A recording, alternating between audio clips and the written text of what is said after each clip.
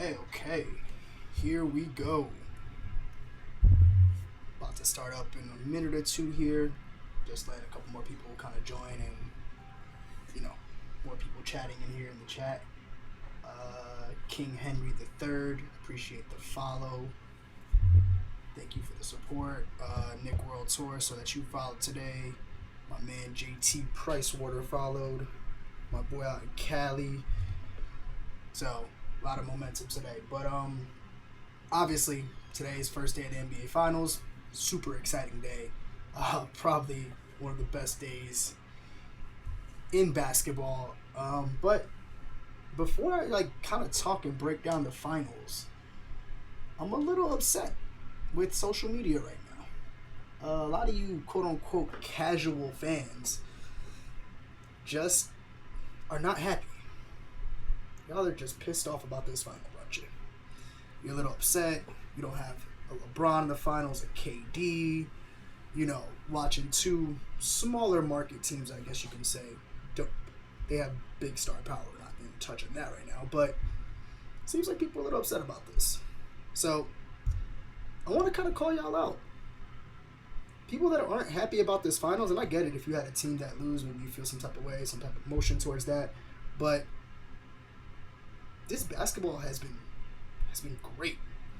If you're a fan of basketball, watching these two teams play, the Suns and the Bucks, they've kind of played the right way. They share the ball on offense. There's no, ISO, hold the ball for 20 seconds in a possession. A lot of movement off the ball. Both teams guard at a pretty high level, I think. And they're just fun to watch. I don't know how people think this is not fun.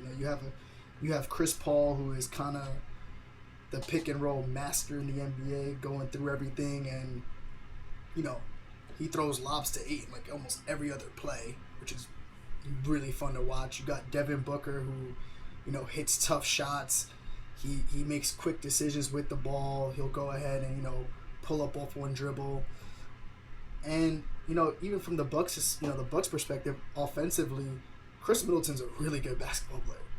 I think he gets a lot of flack for being a max guy, and people just, I guess, don't really relate to his game. But watching him kind of take over the offense as Giannis has been out, and obviously we're still waiting on news to see if Giannis is playing or not. If anybody in the chat gets that news, please let us know. But Chris Middleton's really good. He showed up in all the fourth quarters for them. He's definitely their closer. Drew Holiday guards every position on the basketball court. He can switch off onto bigger wing players. He's really, really talented. And he also can, give you 20 on any given night just by pushing the pace. So, yeah, I think, people are just giving it just bad. It's just bad. You're just not a real basketball fan if you don't think this is a really good NBA Finals. And I think this is great for the NBA. I think we're in this weird transitional period of basketball where, we're seeing a lot of other guys be able to take the mantle to be the star. We're seeing, Devin Booker rise up. We saw Luka obviously put on a show over there. We're seeing Chris Paul finally get to the finals and, hopefully has, knock on wood, no bad luck. I feel like he always has an injury or an ailment or something like that. But, I'm really happy for him going forward. And then, Giannis, who's been in the league for a little while now, getting his chance at the finals. I think he will end up playing. If not game 1, he'll play in game 2. Seeing what he's like on the biggest stage is great for the league. We've seen a lot of international players come through and kind of, show that they belong as well.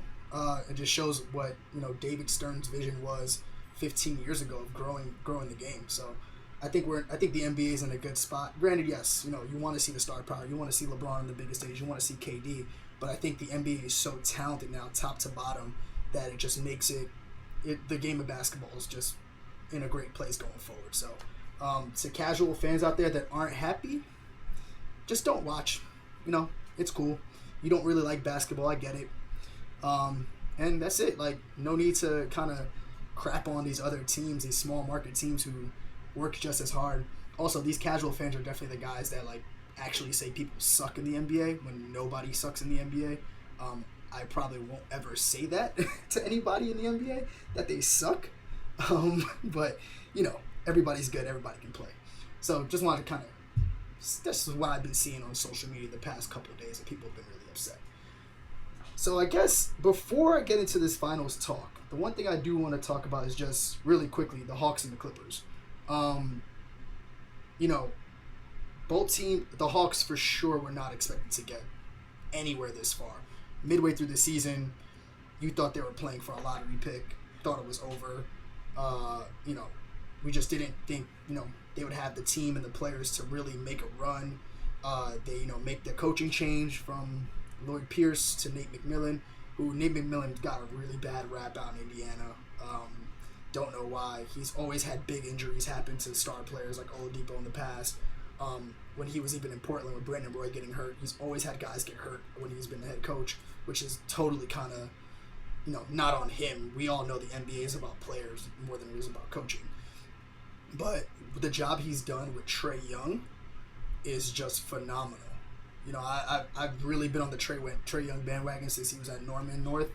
And, you know, seeing him evolve into this player through college where, you know, he's always been like, oh, you know, he's loose and careless with the ball, or he's too small, he can't do certain things. Trae Young showed he is a superstar in the league for a very long time. I personally think his playmaking ability is a lot better than his shooting ability at this point, because I think he can shoot it at a more efficient clip. But Trae Young, you know, he gets everybody involved, whether it's, you know, making that, you know, next level pass to the corner to an open man off of the drive, you know, not going to the pick and roll lob all the time. He does such a great job of doing that. So Trae Young to me is this. It's been amazing watching Trae Young kind of, you know, show out and just kind of do his thing. It's been fun for the Hawks. And then the other side for the Hawks that I think is really big is, you know, that Clint Capella trade. That to me was like, that was a golden trade for them, you know?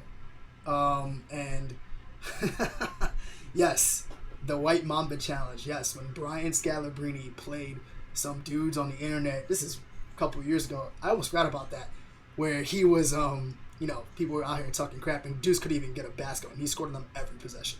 No NBA player sucks. I remember being with my college friends having Samuel Dallenberg come to our gym, and dude was just hitting step-back threes. Never taken a three in his NBA career, but there's levels to this, everybody, you know. So that's a good point. Nobody in the NBA sucks. And then I think for the Hawks going forward, you know, that Clint Capella deal to me is saved them. I think that was, you know, that gave them a presence inside. It allowed John Collins to kind of be a little more free within the offense, crashing the boards, all that stuff that he's really good at, hitting open threes. And I think the X factor for them was definitely Bogey. He's good, man. He's tough. He does scare me a little bit. He looks like a KGB Russian officer from like a James Bond movie or something like that, where he has a little buzz cut. But he's tough, man. He hits big shots, but he's always done it. You know, since the EuroLeague, he's been that good. You know, he's like in the EuroLeague all-decade team, so there's no moment that's too big for him. So I think the Hawks are in a good place right now. Obviously, they just locked up Nate McMillan for a long-term deal, which rightfully so, he earned every cent of it.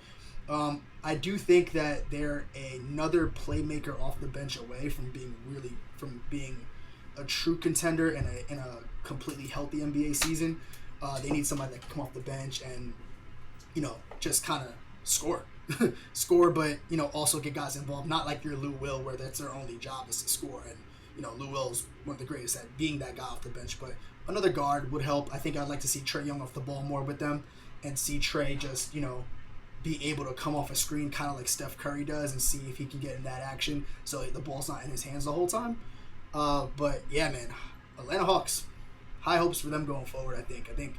You know, it shows that the Eastern Conference isn't as weak as everybody's always said, and it's top to bottom just great, you know, for Atlanta Hawks. And it looks like they have a great culture down there, and guys are really vibing. It's getting the city involved. And then the LA Clippers, man. I really go back and forth with them a lot. So, number one, hats off to Paul George. My man, he did his thing this playoffs, you know. Yeah, he had that game where he missed 2 free throws at the end, but he played so hard in every game. Like, you know, he was great. He gets a lot of shit from the media. Obviously, nickname Playoff P is going to do that to you. But man, Paul George was phenomenal. I thought he played his butt off this playoffs. I do think obviously the Clippers, if Luka was healthy, that series goes 7. If Kawhi was healthy, that series goes 7. Anything can happen. I'm probably gonna take Kawhi in a game 7 over a lot of guys in the NBA, but the Clippers are at this crossroad now, right? As they're locked in, they're tied to Paul George for a lot of money. Kawhi has his player option, which is a lot of money. So do you renegotiate that deal, keep Kawhi? I don't know. I don't know if that's the right thing to do because we don't actually know the extent of his actual injury. So who knows what's going on there. Kawhi is definitely the type of guy to just not turn down his player option and get up and leave. And I think you got to figure out, do you pay a guy like Reggie Jackson? Reggie Jackson earned his money this season and playoffs. Reggie Jackson was a bucket. He was up and down the court. He was pushing the pace. He played really, really well. And I think this is what people always wanted out of Reggie Jackson, so it was great to see him in that capacity. And I think they have to kind of, they're going to have to really go back to the drawing board and figure out, all right, what do we want our core to be? Can this compete in the West? And, I was thinking about this earlier when I was just, kind of doing some prep work for this podcast today and thinking to myself, like, they've always had that notion with Kawhi Leonard to rest and, to load manage and, keep him off his feet. But number one, I don't think they've ever had any continuity as a team. They weren't out there, playing together, teams that had that sixth sense of just where everybody's going to be. Didn't seem like they had that. And I think that's another reason why, they always kind of underachieve. Granted, yes, Kawhi did get hurt, but it's why they struggled against, I thought they struggled against Dallas for the most part until Kawhi had to put the team on his back and say, let's go. They really struggled against them. So I'm going to go out and say, yeah, they got to figure out and I don't think you can low manage in the West anymore. Everybody's good in the Western Conference. You legit had 8 playoff teams and then a 9th team that's really good, which was, with only had a Steph Curry. The Golden State Warriors, they're going to be back next year. Klay Thompson's going to be back. They're going to be healthier. Klay Thompson, just adding a healthy Klay Thompson puts him probably 5th in the West just because that's the kind of shooting that, it's kind of unguardable in the NBA to have 2 shooters like that on the court. They're going to make a move. I think I'll after the season, I'll cover possible trade destinations and just things that I've been hearing and whatever. We can talk about that another time, but I think they're going to reload. They're going to retool. Guys are going to be better. And, I think they're decently coached, but they just have a winning culture over there. So I don't see them being out of the loop again. So we'll watch them and we'll watch out for Golden State. But I think that hurts the Clippers because you can't load manage in the West anymore. The Lakers are going to come back stronger. I mean, you're hearing that Dame Lillard being thrown around over there or DeMar DeRozan, So there's no nights off in the West. And, when everybody's so talented as a team, I think you need that home court advantage. Nothing beats having that extra night to sleep in your own bed, to be with your own family. Nothing beats having your home crowd behind you because your bench plays better. That's what it is at the end of the day, I think, personally. So I'm going to go and say the Clippers, yeah, we don't know what's going to happen there. So, all right. But tonight, we got the Bucks and Suns. It's going. I think this is going to be, like I said before, this is going to be a fantastic series. Stylistically, I think it makes for a good matchup because, and this is just obviously my personal observation of everything I've seen. I think the Suns can really get up and down the court really well, but when it gets to the fourth quarter, they like to slow it down and give it to Chris Paul and make things happen, and he pretty much makes the right play all the time. Guy has games with like 15 assists and 1 turnover, so he's always making that right read, the right play. I think the Bucks are long. They're defensively really good. The Bucks are going to have the ability to pull DeAndre Ayton out of the paint with Lopez, and Lopez has been shooting the shit out of the ball as of recently. I mean, talk about a guy where if somebody correct me if I'm wrong, I think he took like 3 threes in college.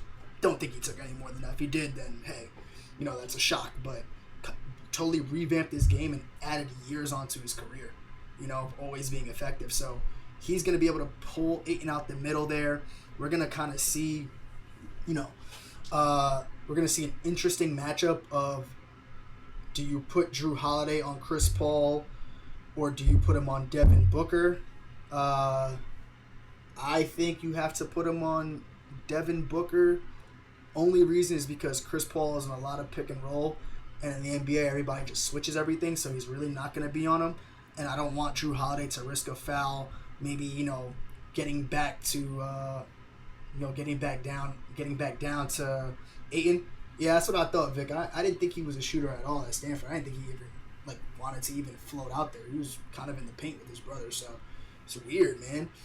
But yeah, I think the Bucks are gonna, and then I think the same fourth quarter philosophy for the Bucks is gonna apply. The Bucks are gonna slow it down in the fourth quarter. They like to go Chris Middleton off of a couple of screens. Jrue Holiday likes to kind of penetrate. They like to kick the ball around. Now, if Giannis is healthy, this is when this series is gonna get really interesting. I don't know who the Suns would put on a healthy Giannis.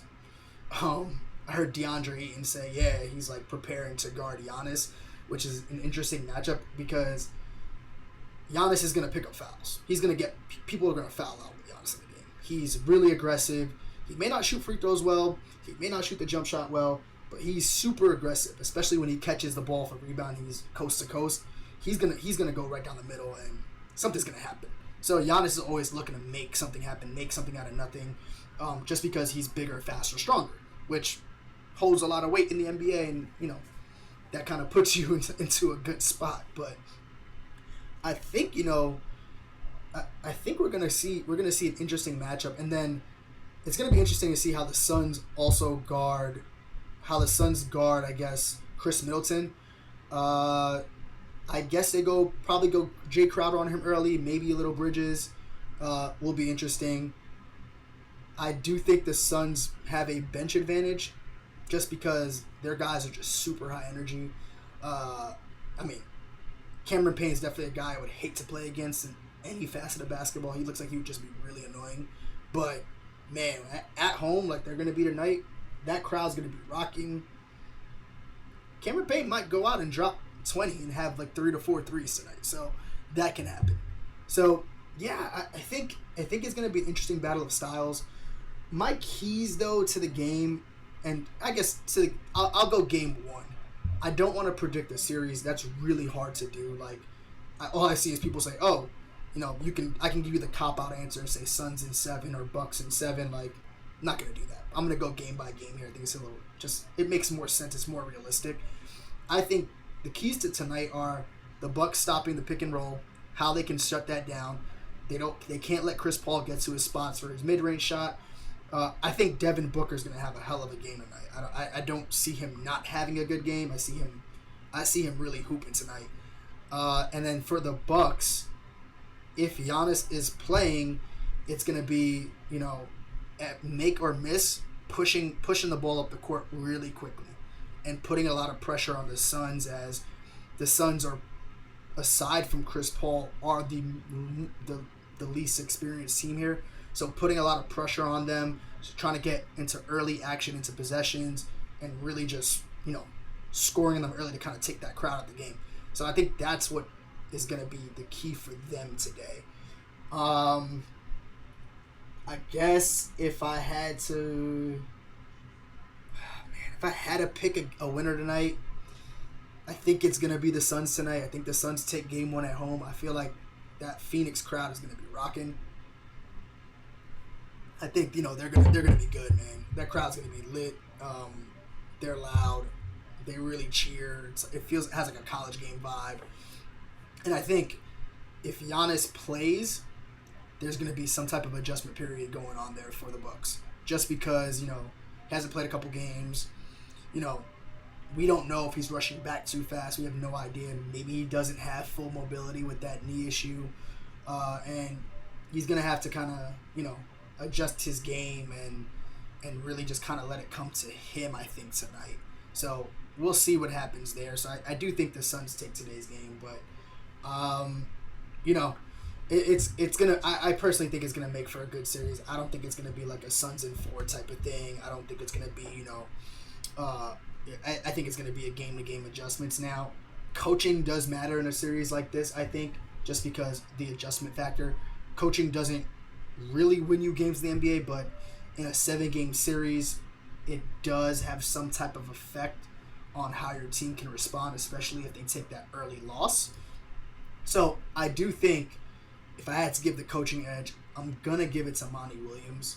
And it's not just because he's black, but, Monty Williams, I'm going to give it to him in this instance because I think Budenholzer has had great teams and they've always kind of fizzled out. Like when he got swept by LeBron and it was LeBron and his second best player, I think, on that Cavs team was J.R. Smith. And those Hawks teams are really good. I feel like he's not the best at adjustments. I think he sticks to his principles and doesn't really change or look to, he just sticks to his guns for whatever they're doing. So it's going to be really interesting to see, how the game changed there.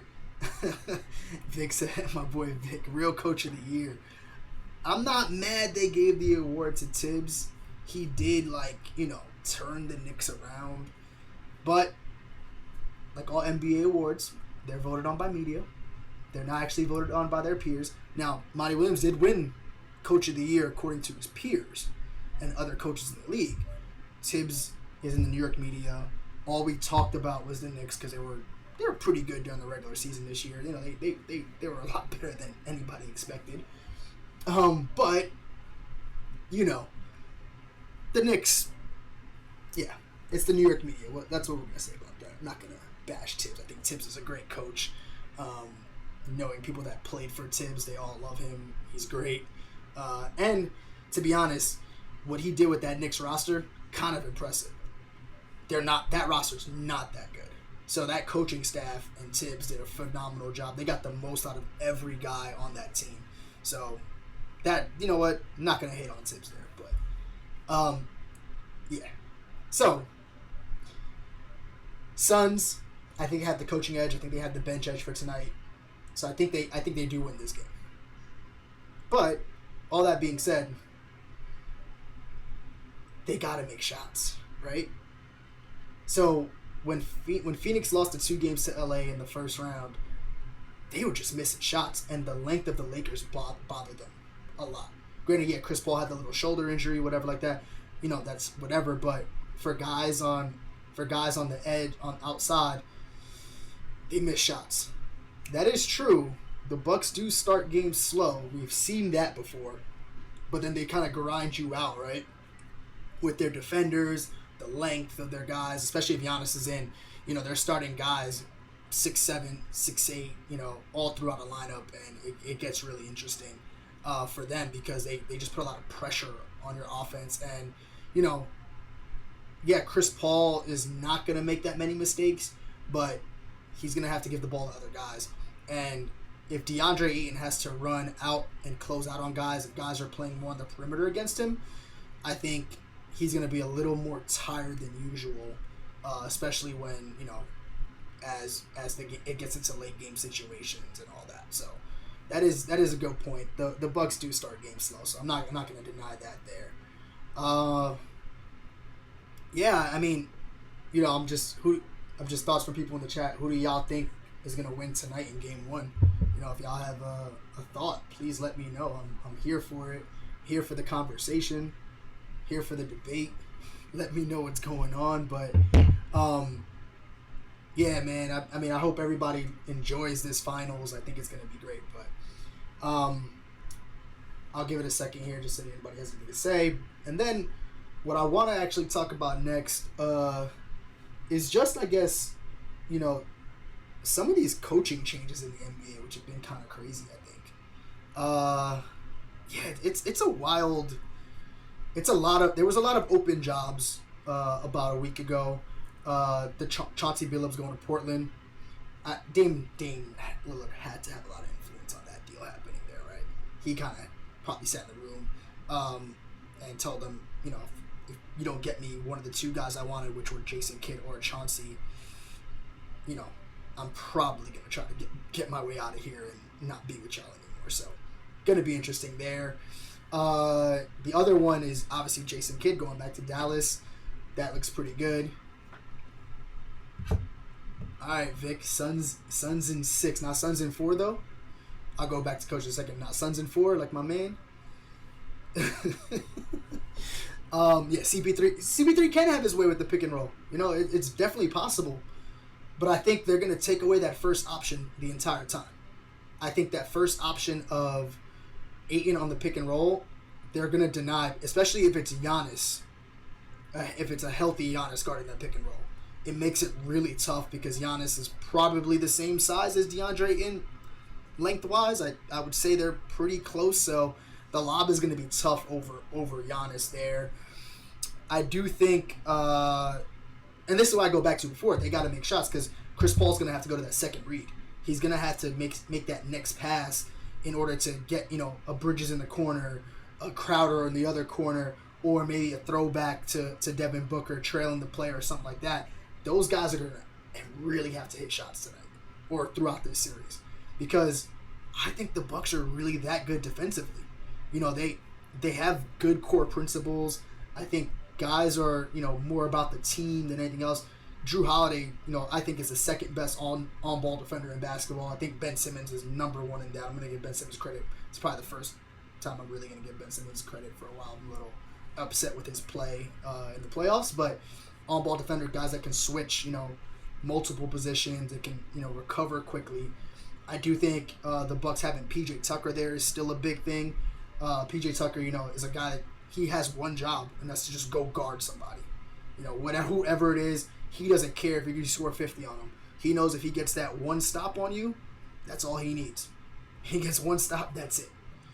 So, yeah, we'll see. I don't know. That's going to be really interesting. Suns in 6. I don't know, man. I'll hold you to that, though. If you're right, maybe I'll send you a beer or something like that. I don't know. That's a pretty good statement there. Oh, my bad. Are you saying Suns minus 6? Are we putting lines down? Hold up. Time out. Hold up. You got to clarify that one for me. I may have just read that one. Suns, I think, yeah, he's a gambler, so he definitely means that. That's my fault. I misread that there. Getting used to having the chat on the screen and talking to people at the same time, so I'm learning here, guys. But Suns by 6. All right, I can see that. That I did pick the Suns to win Game 1. It is the NBA, so they'll be down 3 or 4. Bucks will have to foul at the end. Goes to 6. Huh? Yeah, there you go. Okay, that could work. All right, my bad. I'll give you that. If you hit that line exactly, I'll still send you a beer though. So if anybody has any insane predictions that I think are wild and kind of insane, I'll reward you guys somehow because I think it's hilarious. Like when you hit a line exactly or something like that. So if they win by 6, we can talk about that later. All right, that's fair. That's fair. I guess the other thing that's on my mind, obviously I'm not going to keep you guys here all day today because we do have a finals game to watch. We can discuss tomorrow, and I'll give you a little preview of topics for tomorrow as well at the end. I did want to talk about the Brooklyn Nets. Now, this is I watched a lot of their games this year, and probably the 3 greatest offensive players to ever have on one team. We've never seen individual talent on one team like the Nets had. But correct me if I'm wrong. Did y'all feel something was off about them all year? I felt something was off this entire year. I don't know if there's something in the locker room going on. There's a whole bunch of rumors with guys, just missing time because of injuries, or Kyrie, taking personal leave and stuff like that. James Harden, who really had to he kind of played his way back into shape throughout the year, and he was phenomenal. I think James Harden he's the real deal. He's tough, but something just seemed off, and even when they lost, I don't think the players were as distraught as I thought they were.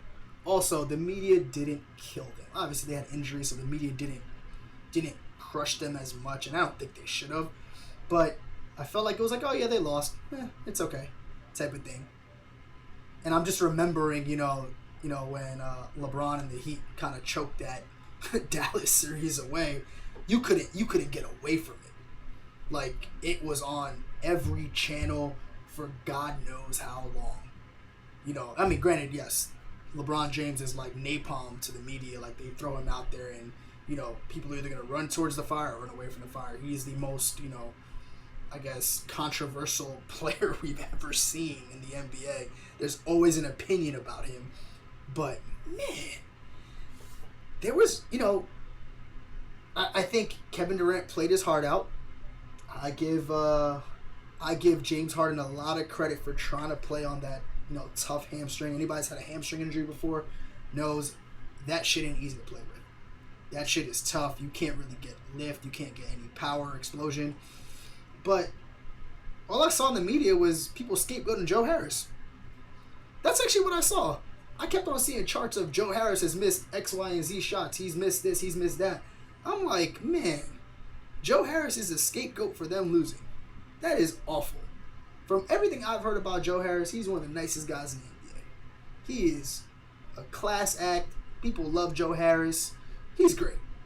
But damn, y'all killing Joe Harris because he missed shots? I'm going to put this out here. I put that on your stars.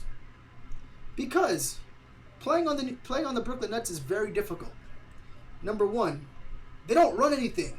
There's no offense they run. It's legit pick-up basketball, which is really hard if your job is to be a spot-up shooter. Because once teams stop sending double teams, and we're like, we're just going to guard straight up, which the Bucks did the entire series. The Bucks just had PJ Tucker guard KD. They didn't double KD. They didn't send the extra defender there. They said, if KD's going to beat us, he's going to score 50. That was how their philosophy. So they didn't run anything to get anybody else shots. And that bothered me. Because other guys can hoop. Kyrie going down obviously plays a big role because Kyrie's, certified bucket. He puts so much pressure on bigs. He can, get downhill, turn the corner, score. But come on. Like, y'all just going to scapegoat Joe Harris. I had a problem with that. I do think Kyrie Irving will be shopped around this offseason. I don't know for sure, obviously, but he will be shopped around. I don't think they can win with Kyrie, Harden, and KD on the same team. I think, Kevin Durant's getting older. He can't guard like he used to, like when he was in Golden State, obviously coming off an Achilles injury. James Harden, he can guard a possession here and there. Actually, he guards Giannis really well, which is kind of hilarious. But I don't think he can, and Kyrie's not going to guard any of these tough guards.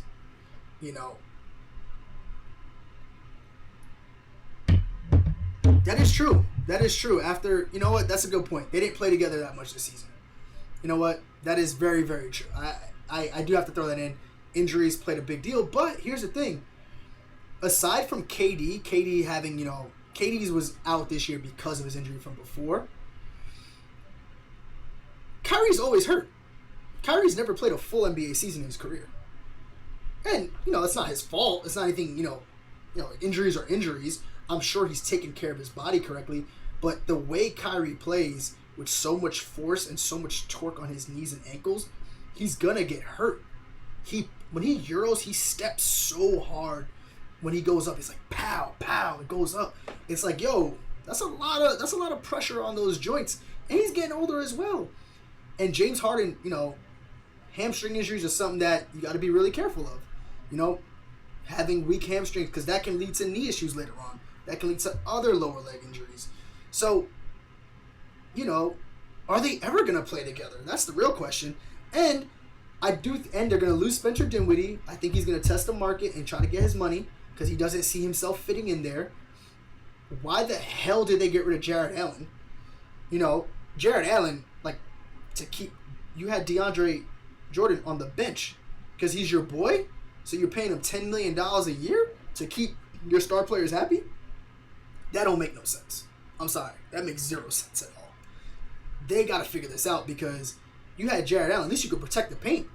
Like, you had a bunch of individual guys playing iso ball the whole time. You needed a rim runner like a Jared Allen who's not going to demand touches, but he's going to go after every offensive rebound. You know, when he does, he's going to block shots. He doesn't care about scoring. They needed a guy like that. And I think that's just, you know, I think NBA teams, when there is an opportunity to get a star and it's a very star-driven league, you know, people will not think about what they have and what they're building towards. You know, it works. Some situations it works, right? Miami Heat basically leveraged their future to get LeBron and Chris Bosh. They won 2 out of 4 titles. You know, that worked. You talk about one that didn't work, the New York Knicks, when they sold the house to go get Carmelo Anthony when Amari was in his MVP season, and it didn't work out. I think they got the best they did was get to the second round, I believe, of the playoffs. I want to say, didn't work at all. They legit gave away everybody for Melo, which, yes, sounds great, but you need continuity. You need guys on your team that are going to work well together and fit. It's like a huge puzzle. And then you have like the Lakers. The Lakers gave up, you know, whole bunch of players, young players for AD, and they win a championship in that first year. And, you know, probably are still playing today if AD is healthy. I mean, they're pretty hard to beat with LeBron and AD being really healthy. It just makes the game easier for all these other guys, but it works for them. But it doesn't work. The Clippers, like we talked about earlier, you know, leveraged how many first-round draft picks in the Oklahoma City Thunder? Like, the OKC has, 30 picks in the next 4 drafts? Which is just wild, or whatever the crazy number is, right? And it didn't work. So the Nets have to be at a crossover where it's like, you know, do we continue on this path? Remember, these guys are getting older. You know, KD's turning 33 this year. I want to say Kyrie's probably 28, 29. He's getting older. He has a bunch of injuries. Harden is probably 31, maybe, I want to say. Somebody can verify that for me. Probably 31. But, you know, these teams are just, you know, they just leverage their future in order to try to get a chance. And the thing is, you know, the Eastern Conference is better than it was. It is. You know, the Bucks are good. The Bucks are going to be good for a while. As long as there's no major injury to Giannis, they're going to be good. And the Bucks are built for the regular season. Like, they've constructed a team where they can win 60 games in a season and try to get home court advantage. You know, even the Sixers were built for the regular season. I mean, how good was Joel Embiid? Like, that dude, man, yo, he played. I didn't know if he really loved the game or not. I don't know. But I know he hates losing. He works on his craft. Man, he was so good in this playoffs. He was so good all year. I mean, aside from him catching COVID and sitting out some games from being hurt, Joel Embiid was my MVP this year. I thought he was the guy. I get it. They gave it. I mean, Jokic had a great year. I totally understand. You know, Jokic averaging, you know, what did he average? Like 25, 11, and 8 or whatever the number is, or 9 assists. And, you know, losing Jamal Murray, still winning games. That's because Jokic is probably your leader and he's probably making things happen for you. But I personally like Joel Embiid just because he reminded me of, like, an advanced, dominant Shaq. Like, when Shaq was first with the Lakers and he was just dropping 30 and 12 every night in just dominant fashion, just pushing guys out the way.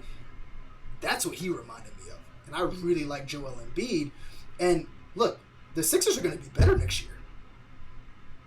My boy, Kyrie for Simmons, right? Do that trade. Yo, they are probably going to trade Ben Simmons this year. Just because Daryl Morey is a total analytics guy, Ben Simmons doesn't make any sense to the analytics. You know, like I said, he's the best on-ball defender in basketball. It's great. Ben Simmons can be your point guard. But at the end of the day, you know, something's wrong with Ben Simmons in his head, and there's a psychological block, it looks like.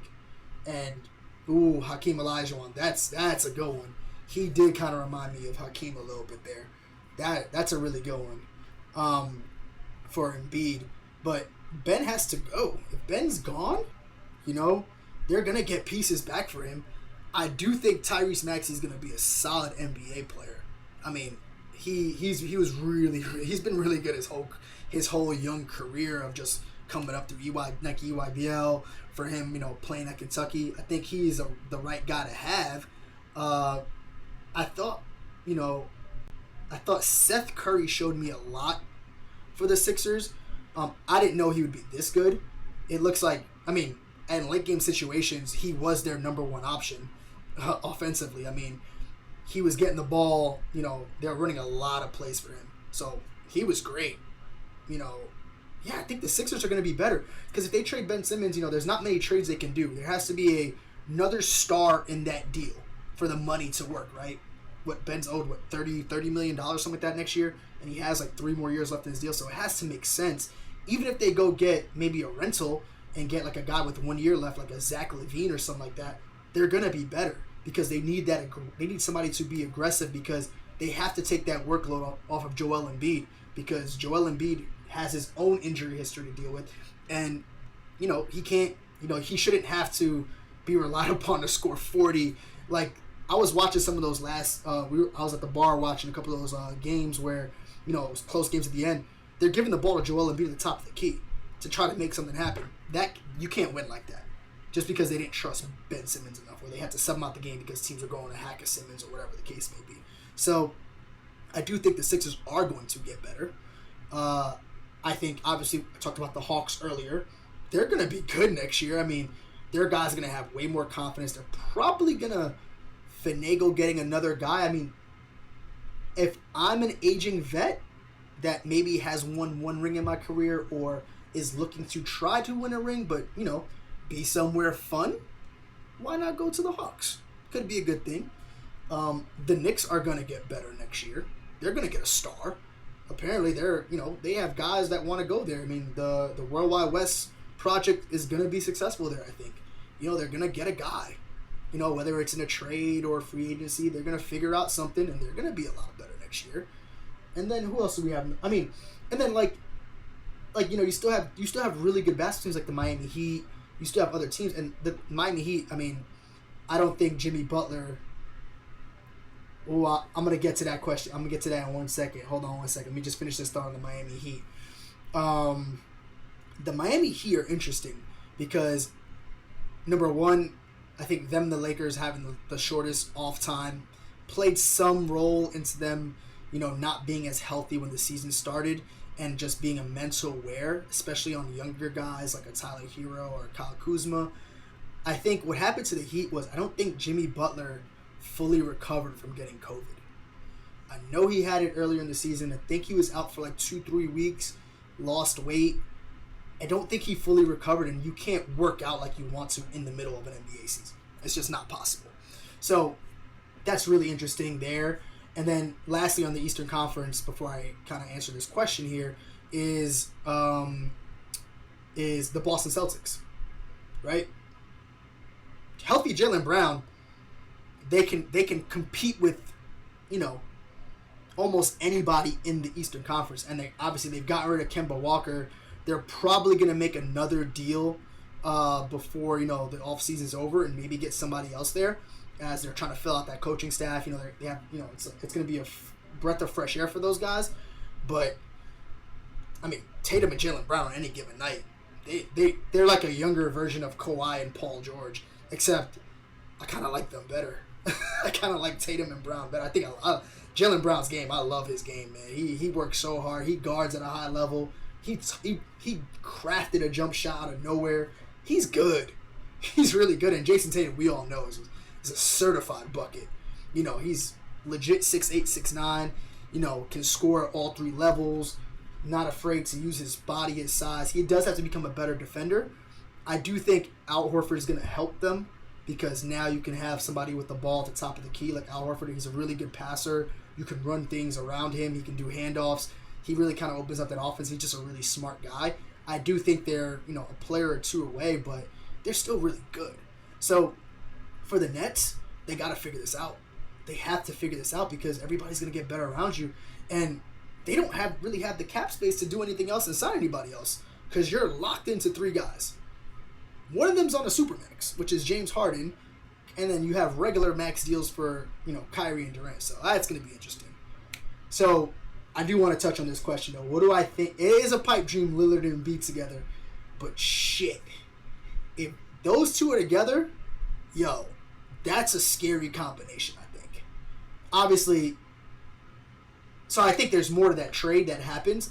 I do think, the Sixers can get somebody else in that deal as well, just because Ben Simmons is younger. They have to. They would have to. I think it would be an interesting deal. They'd probably have to send over somebody like what's the guard's name? Oh my god, I'm drawing a blank on his name. They'd have to send over. I'm gonna come back to his name. I'm drawing a blank on it right now. But they would have to send over a couple other guys to kind of make it work. But man, that's a tough duo to follow up, man. Because Joel Embiid showed that he can carry you for 3 quarters. You give the ball Joel Embiid every play for 3 quarters, and you know what it is. It's Dame time. Dame Lillard stretching out the court. I mean, I could see them running pick and roll together or pick and pop action. Woof, that'd be a good one. I think that would be tough. That'd be really tough. If they can pull that off, they might be favorites in the East. If they pull that off, this offensively they'll be so good. They'll keep it. And I think defensively, for them, getting rid of Simmons, yes, that's gonna hurt. But I think Thibault is such a good defender as well, where I think Thibault can step into that 3-and-D role and really kind of flourish there and guard teams' best players and, really kind of be their stopper at that point. I don't know what they do with Tobias Harris. I think I always want to see more of Tobias Harris. I think he's really good. He has the size. He has the handle. I think he can be that point forward type player, and that can really assist with Dame Lillard's game if that was to ever happen with all of them together. But I like that idea, man. That'd be tough. That'd be tough. I did see. What did I see? I think it was on Colin Cowherd. He said the Lakers should trade Anthony Davis for Dame Lillard. I was like, yeah, you're out your damn mind. These media guys are crazy. When I think about it, that doesn't make any sense to me. A healthy Anthony Davis is kind of top 5 player in the league, and I want to see AD work out with LeBron's guys this offseason. He needs to really get on his shit. It seems he has a lot of it's like soft tissue injuries that are causing other things to happen, and there's always something. I feel like he just needs to change his workout and diet regimen so he can really be a factor for them. So I think you got to be really thinking about that Embiid Lillard combo. I mean, I live here in Philly, not a Sixer fan by any means, but I would go to a lot of games to watch Dame Lillard play on the East Coast. He's fun. But appreciate everybody stopping through real quick. This is kind of awesome here to have some fun engagement here. I'm probably gonna do this a lot more often. I will probably do one tomorrow for a recap of yesterday's game. I do want to touch on it is basketball related, not really basketball related, but the whole Rachel Nichols kind of situation that's happening with ESPN. It's an interesting thought. I do have some thoughts on that. And then also on the college basketball side of things, I want to talk about the name, image, and likeness. I think tomorrow I want to hit on that topic so that we can discuss that, because I think that's going to set the ground for the way college basketball is going to be changed. I do want to dive into that tomorrow a little bit there, but that's just a preview for tomorrow. So anybody else with any predictions tonight for the game, please let me know. I am interested to see what you guys think. I am picking the Suns to win. If my boy Vic here gets it -6, I will send him a beer. It'll be really cheap beer too, promise you that. But I'll send you something for that. Anybody else have any predictions, please let me know. I think it's gonna be a good game tonight. Yeah, the Bucks. If the Bucks go to that big lineup, I think if they they use their length, Bucks in 5. Wow. You know what? That's probably like the only prediction I haven't seen. Bucks in 4 or 5. Everybody's been predicting the Bucks to go in 6 or 7 if it happens. People like picking that Bucks in 6 because they got that 6 game on their home court. But that means, it's possible, man. It's definitely possible. The Bucks are good. They're gonna play well. If Giannis plays, they can bother I just think, for the first time, I'm not a big Destiny guy, but damn, Chris Paul, this might be his year, man. This might be the year for Chris Paul to get out there and get one. Because I don't know if he's going to be able to go back and do this again, because when the West, everybody comes back healthy in the West next year, who knows where they're going to be at. And I feel like, Chris Paul's just getting older, so we'll see. And also, he wants $50 million a year for 2 years. He wants a $100 million contract, $50 million a year. I don't think the Suns can afford that. I really don't think. Which I think if Chris Paul somehow loses, he takes a pay cut to go play with LeBron in LA. But that's just my assumption. And I hope that does happen for them. That'd be kind of awesome to watch him and LeBron play. Watching LeBron with an actual point guard is always fun. Could be interesting though. We'll see. But Bucks in 5, man. That's a good one. I don't know. I don't think it happened. I don't think that's gonna happen, bro. Just let you know. If you hit that, shit, you might get a dinner out of me for that one, because I don't know if that's gonna happen. I think the Bucks probably drop this first one, and then they probably lose one at home, which means it's gonna go 6. So I don't know, man. That's a tough one there. And they would have to win Game 5 in Phoenix. Nah, that's not happening. There's no way. I don't think so. But hey, man, I could be wrong. I mean, it's sports, man. That's why we watch it, because anything can happen, But appreciate everybody coming by, showing some love. This is something that I've been wanting to do for a while. I will have a, I can feature guests on here if anybody wants to hop on. I do have my boy Cobb that I'm working with.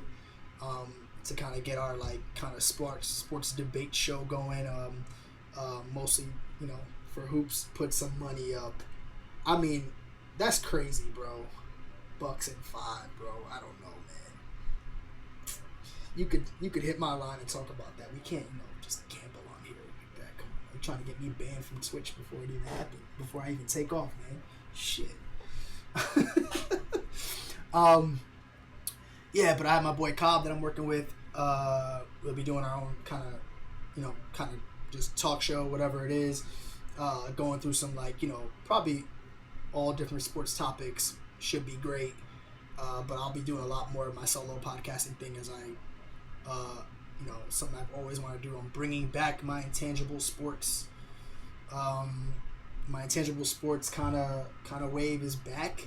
As you can see, I got my IS in the corner. I did a rebrand of a logo. Something that I've always believed in and I've always wanted to go back and do. So I'm definitely going to be doing that as anything happens. So it's not only going to be hoops talk. It's going to be football. It's going to be baseball, boxing, UFC, whatever is out there. I pretty much watch it all. I don't watch hockey yet, but I can get into it. So we can talk about that another time. But I'm gonna go out here and definitely try to do this more consistently for y'all. I do like the Tuesday nights. Obviously, the NBA Finals, I want to kind of work around that, but I do like Tuesday nights. You may catch me doing this from Summer League on the road in my hotel as I go out there for work. In Vegas in August, I definitely want to do a show out there and give a Summer League update. So stay tuned, please. Share my page. If you haven't, please follow. Really appreciate the support, guys. Thank you for coming by, and I will see y'all tomorrow. I will probably be on same time tomorrow at 7:30 Eastern time tomorrow. I'm gonna book that in right now, so I'm gonna hold myself to it. Recap the game, go over some college basketball stuff, how that landscape's gonna change, and then whatever topics y'all feel like, feel free to shoot me a message. All right, guys. Signing off. It's your boy D. See ya.